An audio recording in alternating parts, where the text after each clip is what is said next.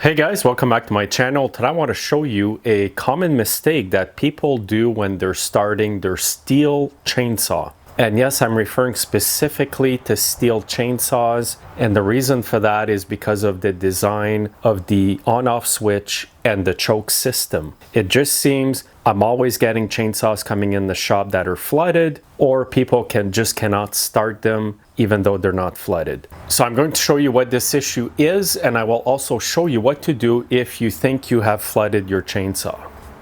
All right, so I've got two chainsaws here. I've got a Stihl MS-170 and an MS-291. They both have the same system for the on-off switch and the choke. The choke is actually built into this switch mechanism over here. And for those who are familiar with this on-off switch, there's usually no problems, but for the person that uses their saw maybe once a year, they can get easily confused with this system over here. So I'm going to show you up close here how the switches work on these. And again, they're both the same for these, and it's pretty well the same on 99% of Stihl chainsaws, by the way. So if you look at your switch over here, to have your switch in the off position, it must be at the top.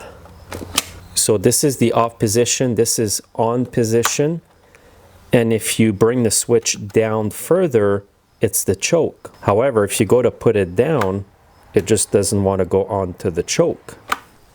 Now here's where the problem starts. A lot of people don't know how to actually get the choke to stay on. The way you do it is you have to depress the throttle trigger, push this down, release it, and the choke will stay on. If you want to get the choke off, you do have to press on the trigger again.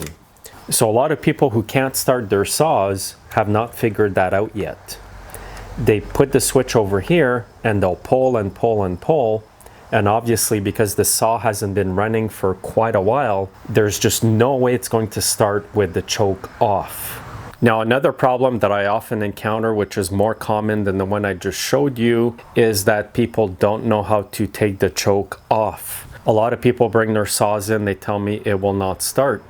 Well, the main issue is because they've flooded the chainsaw because they don't know how to turn the choke off. If they got the choke off, it was just by sheer luck. They pressed the trigger and the choke came off. They don't completely understand how it works. And the common problem, guys, is that the saws come into my shop flooded all the time. I just did one yesterday, an MS-391. It was fairly new. The guy said it won't start, and that's exactly what happened. The first thing I did is I unflooded it. So what I will do right now to show you how to start those saws is I will give you a demonstration so that you can avoid the problems that most of my customers come in for with their Stihl chainsaws.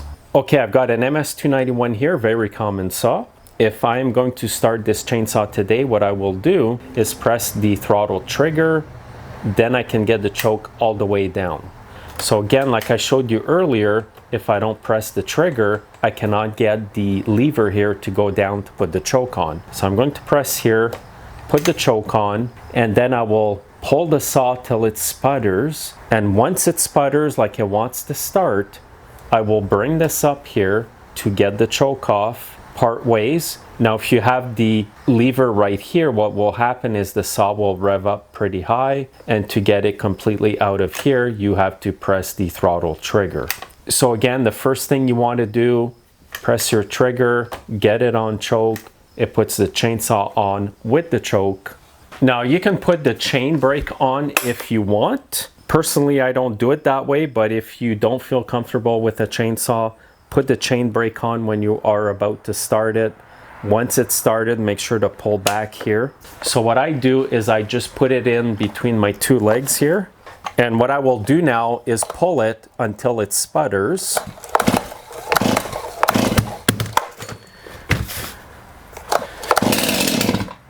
So once you get that sputter, guys, it's time to turn the choke off. So what I will do is just bring the lever up here. Now just remember, if you have the lever right here, when the saw starts, it will rev up. If you don't want it to rev up when it starts, then push the throttle trigger, and this will turn the throttle completely down to idle. Now the disadvantages of doing that is you may have to pull it an extra couple times to get it to start. So I'm going to put it back right here, and once it starts, I'll just hit the throttle trigger with my finger and it's going to go off. It's going to go back to idle.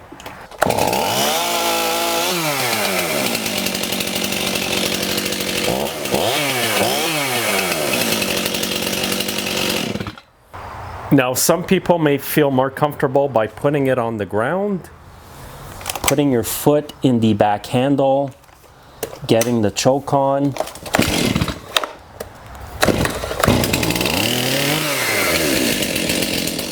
So what I will do now, guys, is start it up, but in the process of trying to start it, I will recreate the problem that most people come in the shop for, and that is I will flood the chainsaw, and then I'll show you how to unflood it.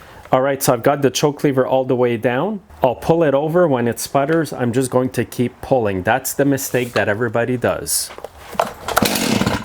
So people might keep pulling, you know, 5-10 times.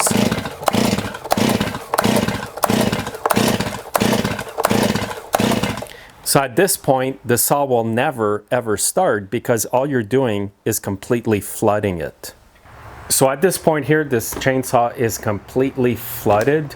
Now what you need to do next to unflood it is to bring this lever up here. What that will do is turn the choke off and make the throttle become wide open without having to hold the trigger. The other option you have is you can hit the trigger to get it back to idle speed with the trigger here and hold the trigger wide open while you pull over the saw. What I prefer is to be in control and hold the trigger myself, but what I'll do is I'll start it on the floor of the shop here with the trigger wide open, held like this, choke off. You have to have the choke off because what that will do is allow extra air in through the carburetor into your engine to be able to burn that excess gas. Okay, so what I'll do here is I will hold the saw with my foot. I will reach down and hold the trigger wide open and just pull till it starts.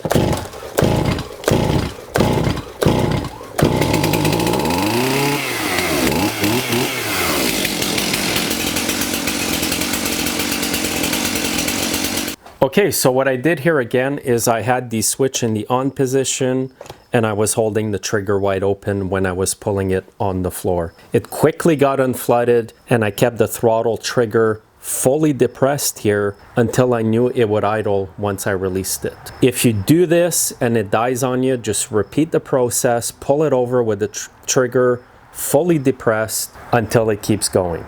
And in conclusion of this video here, I will just run through the motions again. You go to start your chainsaw, you want the choke on, so you have to push the throttle trigger all the way in, depress it all the way in, then you can get the choke on, pull it over until it sputters. Once it sputters, just bring this up here and then pull it again. If you have it stuck here, what will happen is the saw will rev up once it's burnt all the excess gas that's gone into the engine, and all you have to do at that point is hit the trigger and it'll go back down to idle. If you think you flooded it, you want the choke off, you want the lever to be in this position right here, and you will have to hold the trigger wide open. It's that simple, guys. It's not rocket science, but once you get familiar with this system over here, you will have no problem starting your Stihl chainsaw.